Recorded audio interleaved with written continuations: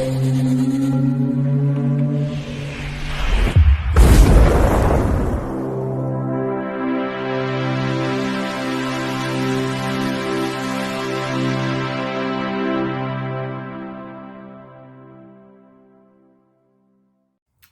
Bayek, it's me, Ian, and we're continuing our Carry On series. Yes, this is Carry On Screaming 1966. Now, a lot of people love this film, it's so highly rated. And we've got here, yes, this is the 12th film in the series. Last week we had Carry On Cowboy. That was from 1965. And then next week we've got Carry On, Lose Your Head. Yes, Lose Your Head. Now, there's going to be an interesting development in Carry On films, but I won't talk about that in terms of the production company changing, the funding. Basically, the Rank organisation are going to take over. And but that's that's other stuff we'll talk about later in another video. Let's get on with this. This is what you want. Right. Okay, this is 97 minutes long, which is good, you know. It's a bit longer, somewhere shorter than this. Just, you know. Rotten Tomatoes, well, they give 71% on Rotten Tomatoes. And hey, you know, that's for this Carry On film, that's pretty good. I think it should be higher than that. It's so popular. But of course, as we know, even a film of this quality could not satisfy all the snobbish critics. But the public loved it. And nowadays, I'd say it's fair to say that really everybody rates this so highly. I'd say it's up there when people mention Carry On films, Carry On Screaming and Carry On Camping. This is one of these films. And this film has a wider appeal in many ways. Its importance and yeah. Now, it's written by, as usual, Talbot Rothwell. What a great script he does. Absolutely wonderful. He knows exactly what he's about now in his writing. Fantastic. Absolutely. Then it's produced, as usual, by Peter Rogers. And then it's directed, as usual, by Gerald Thomas. Yes. Now, we've got it filmed at Pinewood Studios. Usual location work in Berkshire and Buckinghamshire. It's all brilliant stuff. And I think the important thing to say is that the atmosphere created in this film on the sets look absolutely fantastic. Honestly, they are amazing. They have that wonderful gothic feel. They do. And they managed to incorporate that in the location work as well. Absolutely fantastic, because it's set in the 1900s and it's wonderful. So let's look at the cast. We have Harry H. Corbett. Now, Harry H. Corbett plays the detective Sidney Bung. Now, the name even gives you a clue. Sidney Bung. Sid James. Why isn't he in this? Well, Sid James, the part was written for him, but he ended up, he was doing a pantomime, Babes in the Wood, and a few other issues. So in the end, they gave it to Harry H. Corbett, and he does a wonderful job in it. What I like about Harry H. Corbett, everybody knew him in terms of Harold Steptoe, the iconic TV character he played, and funnily enough, I thought when I was watching this, I'm going to see him as Steptoe again, but no, I didn't. I thought he was so good in this film, because he has that distinctive voice and his appearance, but it's great. And I love the bit with the pipe, the sort of, Sherlock Holmes kind of thing as well. He plays it beautifully. And of course, a nice link as well is that it did Two feature films of Steptoe and Son were made, so he did get onto the big screen again. He had been in various small roles throughout his career before Steptoe would dominate his whole life, if you want to say that. But they did a version of Steptoe and Son in 1972, and also Steptoe and Son Ride Again in 1973. And I remember going to see them at the cinema as well.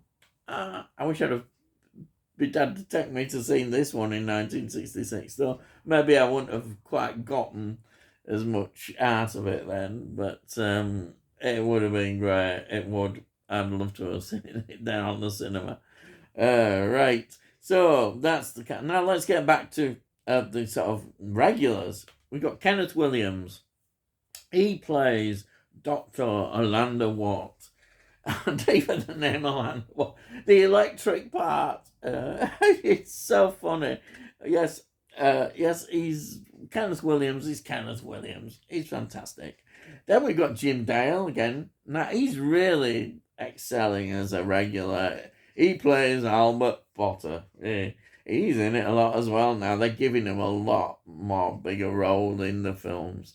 And then we've got Charles Autry playing Dan, the lavatory man.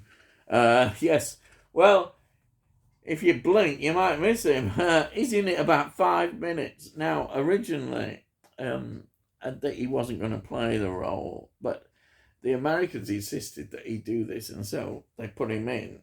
They wanted him, and so the Americans got what they wanted, but he's hardly in it. Great payday for him. I think he'd be quite happy, but if he's not hardly in it. Still, he's there, Charles Autry. Then we've got Joan Sims. She's here again. I love her. She plays Emily Bung, the wife of the detective sergeant, Harry H. Corbett's character. She's great. She's so funny. Oh, yes. She dominates him. The way the humour is fantastic. The way she's nagging at him, telling him what to do. And it's so funny. She's the nagging wife. It really is funny. I just can't help but. I think he wants rid of her. He doesn't want her. And then we have Peter Butterworth again. He plays the detective constable, the sidekick, the Dr. Watson to his Sherlock Holmes character, but he's so funny, especially when he gets dressed up as a woman in the disguise to trap the monsters. He's wow, he's funny, his face, his expressions. You can't help but just laugh at this. You don't realise what great comedy timing he's got. He's fantastic. I really liked him in this film, Peter Butterworth. It is so funny. And then we've got Angela Douglas returns. She was in Carry On Cowboy, if you remember. And she was so good.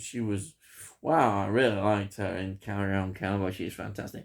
Here, she plays Doris Mann. She's like the girlfriend of Jim Dale, the Albert Potter. And she gets abducted, of course. And she's great. She's lovely. She's really grand. Yep, you can't help but like her in this. Absolutely wonderful. And then we've got, I think, the role of Valerie, the sister of Watts, Valeria Watts, Fenella Fielding. Fenella Fielding with that voice. Oh my, and she is gorgeous. She looks fantastic. And she was in Carry On Regardless in 1961. And here she is again. And she is fantastic. She looks great. She's perfect for the role. Yes, and you can see some other programs there, can't you? Where she may have come from. Morticia, yes. It looks very much like that from the Addams Family. Yeah, you can see links. Oh, but isn't she great?